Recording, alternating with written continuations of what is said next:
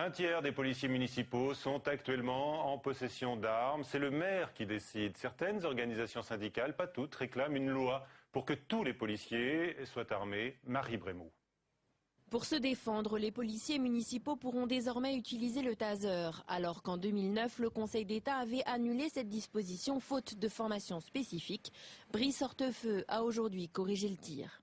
Il y avait un obstacle juridique, cet obstacle juridique est désormais levé puisque ce matin a été publié un décret que j'ai signé il y a quelques jours permettant aux communes ayant des polices municipales de s'en équiper. Le ministre de l'Intérieur, qui a rencontré ce matin les différents représentants syndicaux de la police municipale, n'a fait qu'écouter leurs revendications puisque la décision d'armer ou pas les agents relève de la compétence discrétionnaire du maire qui peut choisir parmi plusieurs équipements. Ils peuvent avoir effectivement différentes catégories d'armes, ça peut aller du tonfa au flashball, mais aussi à l'arme de poing. Alors j'ai effectivement entendu certains policiers municipaux réclamer des armes de catégorie supérieure, mais effectivement il existe déjà aujourd'hui la possibilité pour les polices municipales d'être armées. Les policiers municipaux peuvent s'équiper d'armes à feu, c'est déjà le cas de plus d'un tiers d'entre eux. Aurélie Fouquet, décédée il y a une semaine des suites d'une fusillade à Villiers-sur-Marne, était alors armée. Avec nous, Patrice Lebaille, bonsoir. Vous êtes membre du syndicat national des policiers municipaux. Vous êtes policier municipal à Meaux, vous-même, hein, chez Jean-François Copé. Il vous a armé, lui? Bien sûr. Face à vous, Julien Bayou, militant associatif, notamment du réseau d'alerte pour les droits de l'homme. Vous êtes opposé à ce qui peut se tramer actuellement dans les municipalités en faveur des policiers municipaux. Vous allez pouvoir vous expliquer dans un instant. D'abord, Patrice Lebaille, qu'est-ce que vous réclamez donc précisément après le drame de Villiers-sur-Marne où, donc, ça vient d'être rappelé, les policiers municipaux étaient armés? Oui, bien sûr, les policiers municipaux étaient armés, donc la collègue a été victime de la dangerosité de sa profession et non pas un manque de moyens d'armement, puisque vous l'avez très justement dit, la collègue était armée.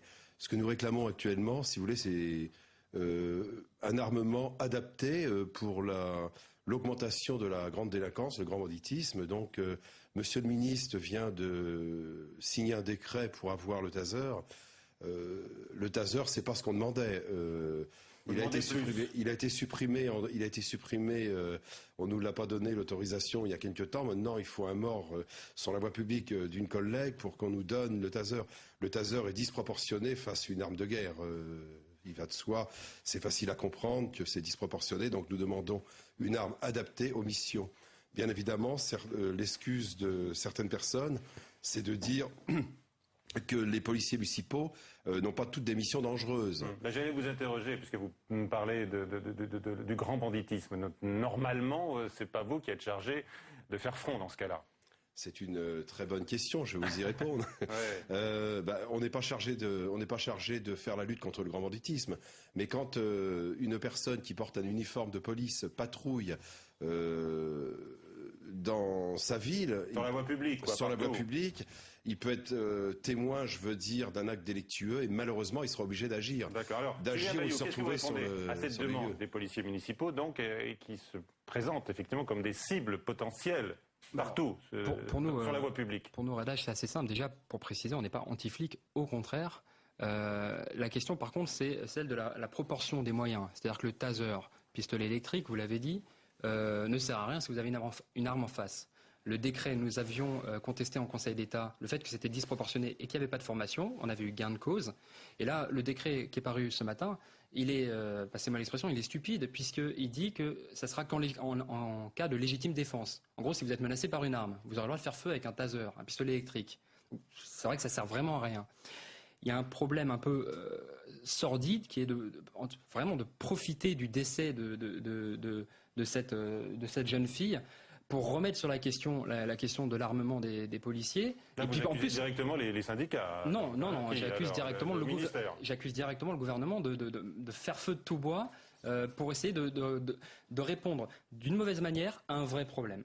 Et le vrai problème pour vous, donc, le vrai problème, c'est qu'il y a une baisse. Les policiers municipaux, le vrai problème pour eux, c'est leur sécurité sur la voie publique. Alors moi, je suis allé voir sur le site de SNPM et tous les autres syndicats de police municipale sont en grève actuellement, faut le savoir. Depuis le 1er mai, ils ne verbalisent plus pour des questions parce qu'ils sont pas assez encadrés, payés. rémunérés, considérés. Donc la question dépasse de loin la question de l'armement. Et aujourd'hui, si vous voulez, en gros, la population... Vous n'allez pas vous transformer là en militant syndical pour les policiers municipaux. Moi, ce que je veux dire, c'est qu'il y a des moyens qui doivent être mis. Il y a une baisse tendancielle du nombre de policiers et de gendarmes. Et c'est pas en surarmant ceux qui restent qu'on va régler la population. Alors, Attendez, on sait bien qu'il y a un problème, c'est la police de proximité qu'il faut, et pas la politique du chiffre. Alors justement, Patrice Lebaille, est-ce que vous estimez être plus exposé aujourd'hui en raison d'une moindre présence de la police nationale, hein? C'est contesté par Brice Hortefeux, mais c'est dénoncé par l'opposition politique. Si vous permettez, c'est une très bonne question. Si vous permettez, on va y revenir un peu plus tard, mais je voudrais répondre à monsieur concernant le problème de formation des tasers. Donc il est bon de savoir et de le dire à la population qu'au sein de la police municipale, nous avons des instructeurs de tir qui ont été formés, aussi bien formés que les instructeurs de la police nationale. D'ailleurs, ces gens ont été formés avec la police nationale ou avec la gendarmerie. Donc ils sont particulièrement compétents pour pouvoir former les policiers municipaux à la manipulation, je ne parle pas d'utilisation, mais je dis manipulation du taser. Est-ce qu'il subsiste des différences entre les policiers nationaux et les policiers municipaux? On ne va pas faire une guerre de police. Chacun a un rôle à tenir. On est une police... On n'est pas là pour distribuer des points. On voudrait que le taser soit restreint aux polices, des situations exceptionnelles. En gros, dans un avion, le GIGN ou le GIPN, c'est-à-dire les gendarmeries d'élite et les polices d'élite, ne peuvent pas tirer. Parce qu'il y a un problème avec la carlingue. Vous mettez tout l'avion en danger. Là, le taser est approprié. Mais il y avait eu des cas, par exemple, où on utilisait le taser dans des prisons. La personne était enchaînée dans sa cellule et on pouvait utiliser le taser. La Commission nationale de déontologie et de la sécurité l'avait dénoncé. Elle va être fermée. Donc il y a un moment, la vraie question, c'est le malaise. Tout de suite, c'est pas la police, hein. Non, je sais, mais ce que je veux dire, c'est pas la police. Donc, il y a un malaise que tout le monde peut constater, et le nombre de suicides de policiers en témoigne. Il y a un malaise dans la police, et c'est pas avec un taser qu'on va régler la question. Oui. Donc c'est une mauvaise réponse à un vrai problème, et c'est encore une fois très très sordide d'utiliser la mort d'une policière municipale. Patrice Lebaille, est-ce que, par exemple, à Meaux, les effectifs, vos collègues, ont l'occasion d'utiliser leurs armes à feu et le taser? Heureusement pour eux, jusqu'à présent, ils n'ont pas eu l'occasion d'utiliser l'arme à feu. Ça ne s'est pas produit jusqu'à présent. Ça ne s'est pas produit jusqu'à présent. Par contre, il faut être bien clair. Les gens ne voient pas la réalité. La réalité, c'est le fait de porter un uniforme de couleur bleue, un uniforme de police et d'être sur la voie publique, même si l'endroit n'est pas considéré dangereux. C'est un danger. C'est un danger quand vous allez sur la voie publique le matin, de porter un uniforme. Vous ne savez pas ce qui va vous arriver. Donc la police doit être armée. Je défends, la police doit être armée. Alors, la question de notre partenaire, le nouvel.com. On peut changer la couleur de l'uniforme, si vous voulez. Faut-il changer la couleur de l'uniforme, mais faut-il armer tous les policiers municipaux? Regardez, Monsieur Lebaille, non, 80%, oui, 18% seulement. Vous voyez, les internautes du Nouvel Obs font la différence très nette entre les policiers municipaux et la police nationale. Vous n'avez pas répondu à ma question tout à l'heure. Est-ce que vous estimez être plus exposé en raison d'une supposée moindre présence policière nationale sur le terrain, oui ou non? Tout d'abord, je vais répondre à la question, mais je voulais dire aussi que pour ce qui est de l'armement avec la population trouve comme prétexte que la police municipale n'est pas suffisamment entraînée. Je suis désolé de le dire, nous sommes aussi bien entraînés que, je ne veux pas faire la différence de police, mais nous sommes aussi bien entraînés. Il y a une obligation dans les textes d'entraîner les policiers, donc nous sommes bien entraînés. Donc la population ne sait pas forcément, c'est pourquoi qu'elle est contre l'armement des policiers municipaux. Je vous ai déjà posé la question 2 fois, je ne vais pas vous la reposer une 3e fois par rapport à la présence policière peut-être insuffisante. Non, mais le fait d'être sur la voie publique, c'est un danger, donc on doit être armé. Il y a un bilan à faire quand même, parce que depuis 2002, on a un ministre de l'Intérieur qui est devenu président, et comme il dit lui-même, il a tué le job pour 10 ans. Depuis 2002, la sécurité, ou en tout cas le sentiment d'insécurité augmente, et le nombre de policiers baisse.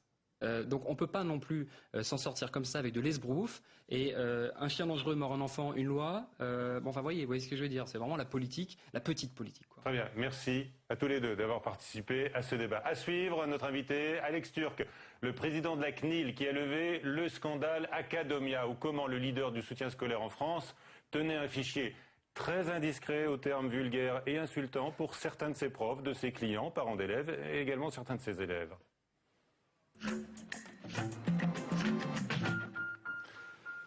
Avec nous donc Alex Türk, le président de la CNIL, la Commission nationale informatique et liberté. Alex Türk, bonsoir, merci d'être avec nous. Et donc ce scandale retentissant qui éclabousse le leader français du soutien scolaire, Academia. Vous avez donc révélé, le Parisien l'a dévoilé ce matin, les pratiques hallucinantes de cette société qui fichait tout le monde finalement, son personnel, ses clients, les parents d'élèves, mais également les élèves eux-mêmes.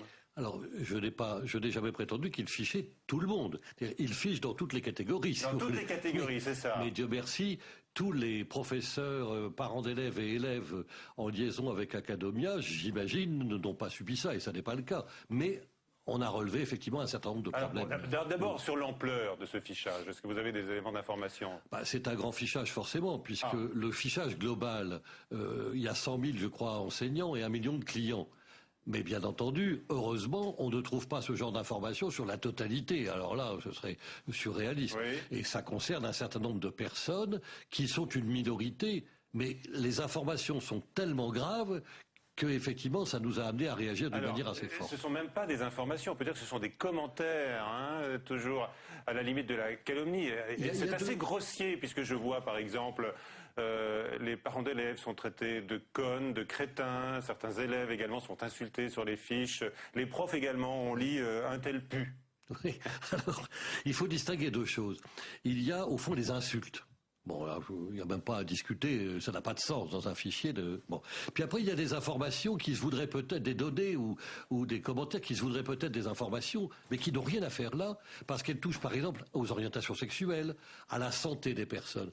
Par exemple, il y a des remarques sur un tel cancer au cerveau, cancer du sein, une fausse couche ou je sais plus quoi, la suite de... Mais on se demande d'abord où est-ce qu'ils sont allés pêcher ça, comment ils les ont obtenus et qu'est-ce qu'ils comptent en faire. Je ne vois pas ce qu'une société qui développe ce type d'activité dans le domaine éducatif a besoin de faire ce genre de choses pour réaliser son action. Alors, elle répond, cette société aujourd'hui, qu'on a besoin de ce genre de fichiers. Qu'est-ce que vous dites, vous? Non, c'est totalement faux. On n'a jamais besoin de traiter quelqu'un de gros con et de salope. Je veux dire, il faut quand même arrêter de dire des imbécilités. Je veux dire, on n'en a pas besoin, ça n'aide en rien, c'est une atteinte à la dignité des personnes qui est absolument inadmissible. Qu'ils aient besoin de fichiers avec des renseignements sur la carrière d'un professeur, ses activités, sa spécialisation sur tel ou tel sujet, évidemment, c'est leur métier. Mais ce type d'information, non. Et le style utilisé par les personnes qui ont rempli ces fiches, est-ce que selon vous cela relève d'un système organisé, assumé au sein de l'entreprise, ou ce sont des dérapages individuels? Moi je pense que ce sont des dérapages. Je ne veux pas mettre en cause la direction de la société sur ce point. Je ne pense pas un seul instant que le patron d'Academia a donné ce genre de consignes.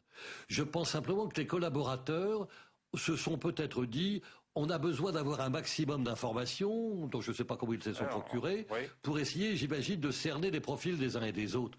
Donc le reproche que nous faisons à la direction d'Academia, c'est d'avoir manqué de vigilance dans le contrôle de la façon dont les salariés utilisent ces fichiers. Est-ce que vous leur faites de nouveaux reproches ce soir de ne pas assumer leurs fautes et leurs dérapages? Je pense qu'effectivement, ce serait plus intelligent, plus adroit de leur part de dire oui, il y a eu un problème, on est en train de le régler avec la CNIL et ça ne se reproduira plus. Discutailler sur le point de savoir si tout ceci est parfaitement exact ou pas, ça n'a pas de sens. Nous, nos contrôleurs qui sont habilités par le Premier ministre, qui sont des contrôleurs professionnels, on saisit sur écran la totalité des informations. Quand c'est incontestable. Évidemment, les éléments de preuve sont objectifs, ils sont là, bien sûr. Donc, c'est pour cela que la CNIL a décidé d'adresser un avertissement à Academia. C'est assez rare comme procédure, mais vous allez encore plus loin, puisque vous avez saisi la justice. Que risque cette société au pénal? L'avertissement est rendu public, ça c'est la sanction prise par la CNIL. J'ai transmis le dossier au parquet. Si le procureur souhaite donner suite, c'est à lui de décider, bien sûr. En vertu de l'article 226 du Code pénal, ça peut aller, je crois, jusqu'à 300 000 € d'amende et 5 ans d'emprisonnement. Nous n'en sommes pas là. C'est au procureur qu'il appartient de prendre la décision. À votre connaissance, ce genre de dérapage hallucinant fait exception quand même? Écoutez, ou alors c'est une pratique qui peut-être est répandue? Écoutez, je préside la CNIL depuis 6 ans. Je l'ai vu 5 ou 6 fois en 6 ans. quand même. J'espère qu'il ne s'agit que de cas exceptionnels. L'intérêt de l'avertissement rendu public, c'est qu'il y a eu tellement d'échos que toutes les sociétés vont se poser la même question. Bien sûr, et vous êtes submergé depuis ce matin, je crois, par les appels des parents d'élèves qui faisaient jusque-là confiance à Academia. Merci beaucoup, Axel Turk, d'être venu vous exprimer ce soir sur le plateau du 18h à suivre sur Public Sénat. Oui. Alex Turk, président de la CNIL, à suivre Europe Hebdo et puis Parole du Monde.